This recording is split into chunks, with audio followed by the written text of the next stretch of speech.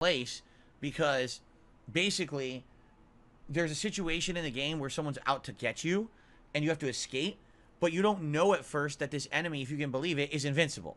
You think, oh, maybe I can fight them. So you start pulling out weapons and shooting, and what ends up happening is you're in the middle of a city when you're doing this, so there's collateral damage that's unavoidable. It's just going to happen. There's nothing you can do about it.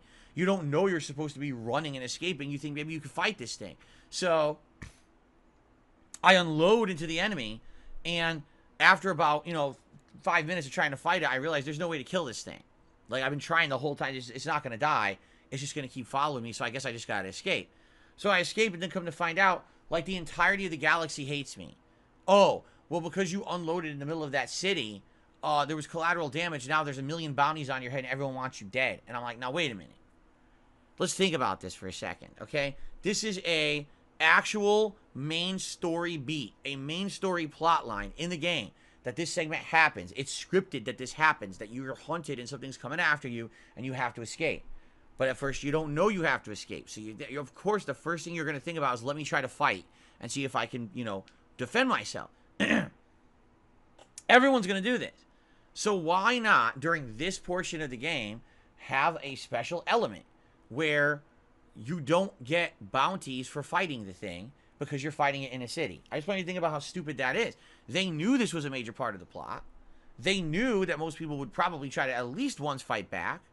And instead of saying, okay, let's suspend this element. This isn't someone outright committing a crime in the city. This is someone trying to defend themselves because there's something after them.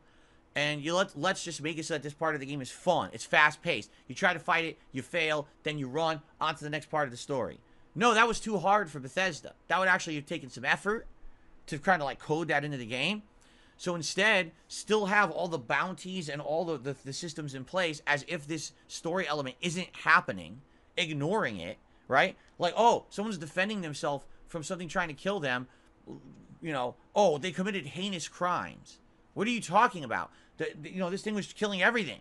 So what are you talking, like, what the fuck? It's just really badly done, in my opinion. Just like a lot of parts of this game.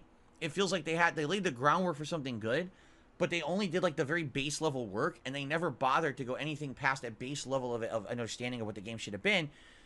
Just suspend the fucking bounty system for 5 minutes during the segment. Then you could play through it and then reinstate it after the segment's over. Is that so hard? Like, really, is that so fucking hard? It's like game programming 101. I could have easily told you, as a game director, I could have told you, do that. This makes sense. It makes the game fun. But I guess that's not what they were going for. Fun? Oh, they don't want that in Starfield. So, it actually is pretty stupid in my opinion. So what's going to end up happening probably is I'm probably going to have to reload the game. Luckily, I did a hard save like right before that story element had happened. So I'm probably going to have to reload it and then play it differently, which is going to be stupid. I'm going to tell you a pet peeve of mine. All right?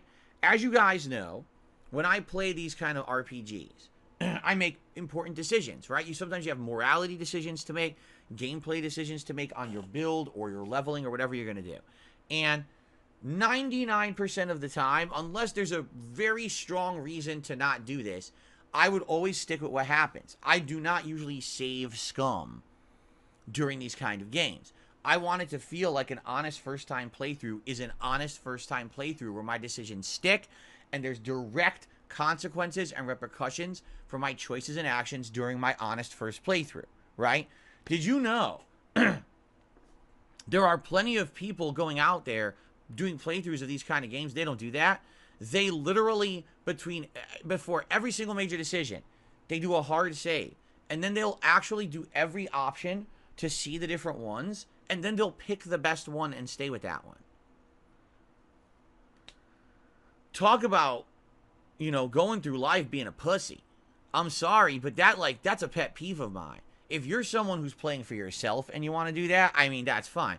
But imagine if you're doing a playthrough for a live audience or an audience on YouTube on demand, right?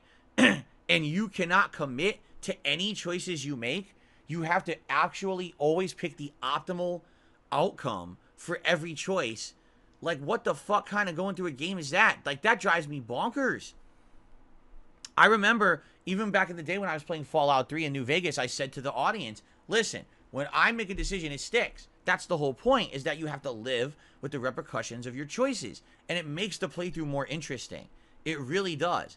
And that really drives me nuts that there's people out there that will abuse the game system and just get around everything, you know? So for me, I don't like reloading. I don't, unless I have to. Like, let's say I'm completely out of lockpicks and there's only one, I have to go through a locked door and it's really tough to lockpick. Then I'll save scum to get through there so we can continue on with the playthrough or whatever.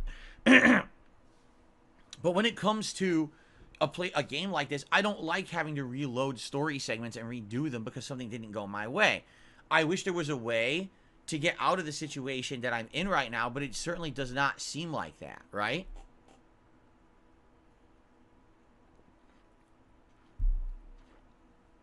So, I guess when we play again on Wednesday night, we're going to probably have to reload. What else can I say? We're going to have to. I don't know what else to do.